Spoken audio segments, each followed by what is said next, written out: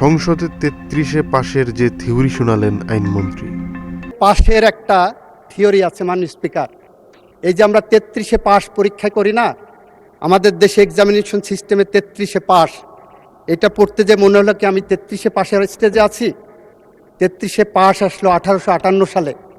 এই উপমহাদেশে যখন ম্যাট্রিকুলেশনের পরীক্ষা শুরু হবে, সেই সময় কতই পাশ হবে নির্ধারণ করতে পারছে না। তখন ব্রিটিশ শাসক ছিলেন, ব্রিটিশদের কাছে পাঠানো হলো যে ৩৩-এ কততে পাশ হবে।